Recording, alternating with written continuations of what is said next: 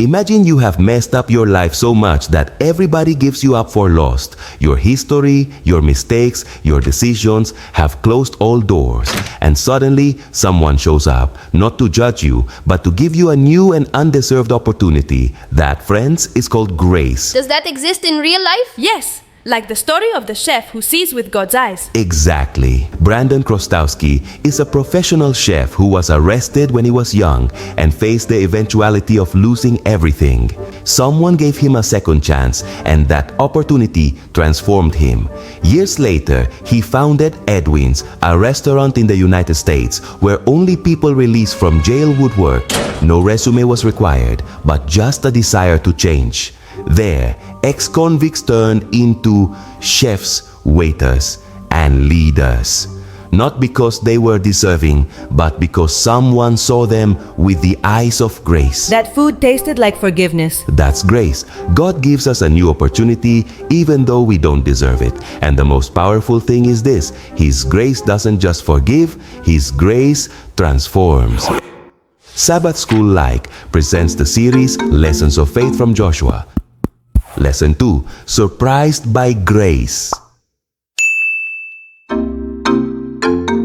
We must understand first the meaning of justice and mercy in order to understand what grace is. Justice is giving to everyone what they deserve. If someone steals your car, they must go to jail. That's justice. Mercy is absolving the person from the punishment they deserve. They stole the car. They're in prison, but they ask you for forgiveness. You drop the charges so they can be released. That's mercy. So, what is grace? Grace is an undeserved gift. It's almost absurd. The person stole the car, is in jail, asks you for forgiveness. You drop the charges so he is released, and you wait for him outside, hug him, and give him the keys of the stolen car. That's grace. It doesn't make sense. It only needs to be accepted. This week, we will look at 3 stories of grace in the book of Joshua, 3 cases in which the protagonists were to be wiped off the map for the sake of justice, but God preserved them out of pure grace. So this week's question is, in what stories from the book of Joshua do we see that God loves us out of pure grace? First, grace for Israel. Joshua chapter 2 begins by saying that Joshua the son of Nun sent out 2 men from Acacia Grove to spy secretly, saying, "Go, view the land, especially Jericho." Remember how the Israelites fared the last time they sent spies into Canaan? It was terrible. 10 of the 12 spies disheartened the people when they returned. Only 2 of them, Caleb and Joshua, manifested faith. Right. Many in Joshua's stead would say, "We had already failed the first time we tried, and that failure caused God to make us wander 40 years in the desert. So why would we try again?" Listen carefully. God is a God of second chance, and of thirds, hundreds, and of thousands chances. And Joshua knew it, so he didn't let himself be intimidated by the failure of the spies at Kadesh Barnea 40 years earlier. And since only 2 of them manifested their faith on that occasion, he only sent 2 spies this time.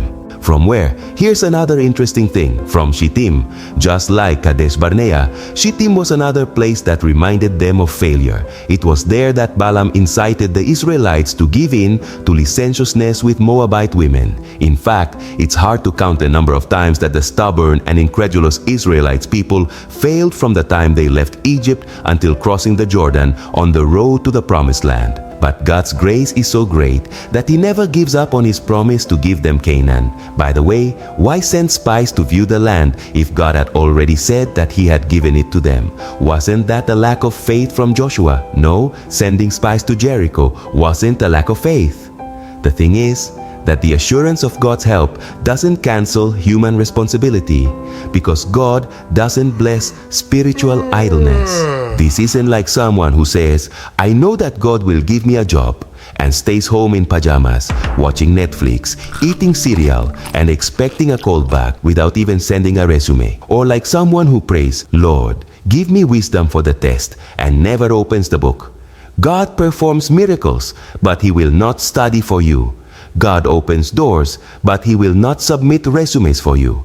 Joshua believed in the promise, but he knew that he had to do his part of the responsibility because God honors that. Second, grace for Rahab. When the two spies sent by Joshua from Shittim arrived in Jericho, they were protected by a very particular person, a harlot named Rahab. Do you remember what happened? The king was told that spies had entered Rahab's house. But she hid them on the roof under stalks of flax. And she deceived the king's men, telling them that the men had left. Well, did God reward Rahab for her lie? No, the Bible never says that God was pleased with her lie, but rather with her acts of faith. Hebrews 11:31 says that by faith, the harlot Rahab did not perish with those who did not believe when she had received the spies with peace. And James 2:25 says that Rahab the harlot was justified by works when she received the messengers and sent them out another way. Do you notice? God saw a spark of faith in her and extended His grace on a suspicious person, since she wasn't only a harlot, she was a stranger and from an enemy nation. So do not use this story as a pretense to say that God accepts lies for good purposes, like the old lady who pretended that she couldn't read so the young men in the neighborhood could read the Bible to her. God is pleased with the missionary spirit, but a lie is a lie, no matter how sweet that old lady is. Moreover, although Rahab's act on behalf of the spies were counted for righteousness, her petition was what determined her salvation. I beg you, swear to me by the Lord, since I have shown you kindness, that you also will show kindness to my father's house. This word translated here as kindness is the Hebrew word chesed, the same that God uses in Deuteronomy 7:12 to assure the Israelites of His constant love if they keep the covenant. And what happened?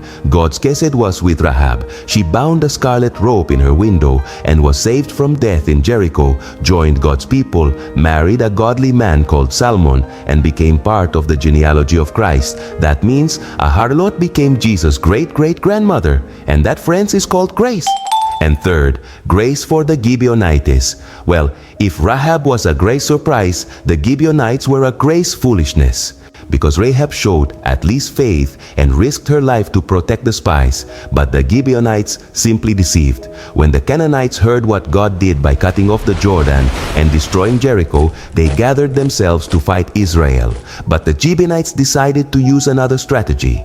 They disguised themselves as if they were from a distant country, old garments, old and patched sandals, dry and moldy bread, and went to Israel camp to make a covenant with them. But that's trickery. And the Israelites fell for the story. Yes, and the most shocking thing is why. Then they took some of their provisions, but they did not ask counsel of the Lord. Listen carefully. We oftentimes make mistakes not because of lack of knowledge, but because of lack of prayer. And here comes the great surprise. Although the Israelites were deceived and the Gibeonites acted falsely, God honored the covenant. Why? Because once a covenant is made in the Lord's name, God takes it seriously.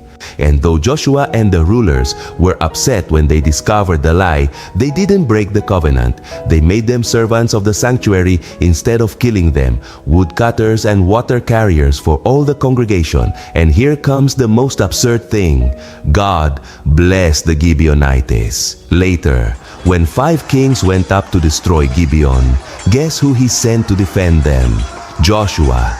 And who would fight with Joshua? God. The sun stood still at that battle. Hailstones were cast out from heaven, and one of the most supernatural victories in the entire Bible was recorded to defend some cheaters.